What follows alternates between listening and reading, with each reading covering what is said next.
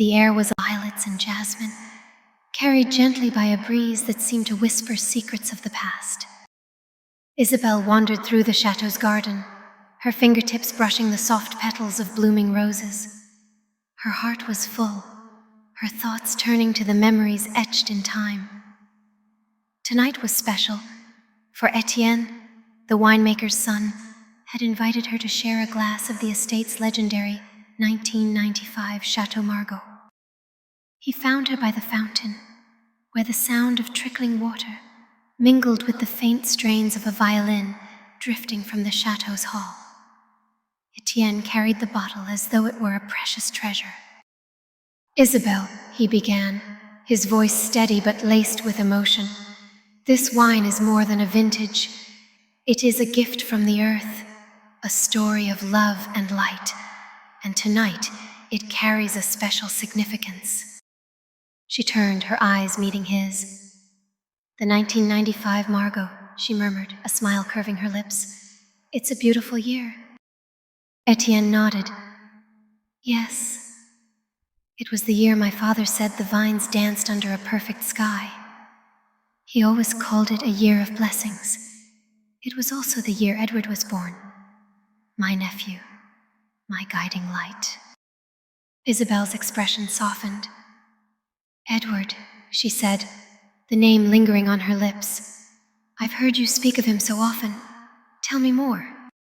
Etienne poured the wine, its ruby hue shimmering in the candlelight. "Edward was like this Margaux, full of elegance, depth, and a quiet brilliance that lingered long after he left a room. He had a way of making every moment feel extraordinary, as if life itself had slowed to savor his presence." They raised their glasses, and Isabelle took her first sip. The wine bloomed on her palate, a symphony of violets, roses, and whispers of jasmine. She closed her eyes, letting the flavors transport her. "It's exquisite," she said softly, "like a rose in a glass." Etienne's gaze grew distant, his voice tender. "Every time I open a bottle of 1995 Margaux, I feel him with me. This wine is a bridge, a way to honor the year of his birth, to celebrate the light he brought into our lives. Tonight, I wanted to share that with you." As they sipped, the violin's melody wrapped them in its tender embrace. They spoke of Edward's love for life, his laughter that rippled like the finest champagne bubbles, and his ability to see beauty in the simplest of moments. The 1995 Margaux, with its notes of violet dreams and a waltz of roses, became more than a wine. It became a symbol of his enduring spirit. Under the velvet canopy of night, Etienne offered Isabelle his hand. They danced, their movements as fluid and graceful as the wine they shared. In that moment, time stood still. The spirit of Margaux surrounded them, not just in the wine, but in the air, the land, and the unspoken love blooming between them. "Margaux, Margaux, Margaux," Etienne whispered, as though it were both a prayer and a promise. In every glass, in every bloom, Edward's light lingered, timeless as the chateau itself, a legacy born in 1995 and cherished forever.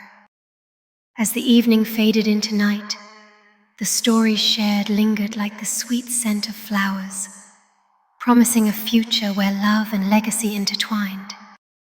With the first rays of sunlight casting their glow, Isabelle realized that this moment was just the beginning of a deeper connection, one rooted in elegance, love, and an unbreakable legacy.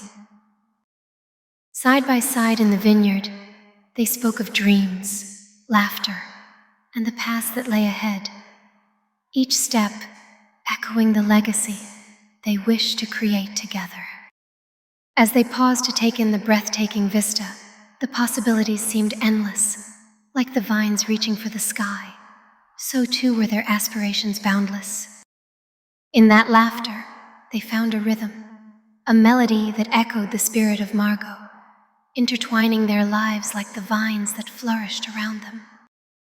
With a gentle touch, Isabelle reassured Etienne that together they could nurture their dreams, blending their legacies into something beautiful. It was a twilight evening in Bordeaux, the sky painted with hues of amber and rose. At the heart of this magical land stood the Chateau Margaux, its grand facade glowing softly under the waning sunlight.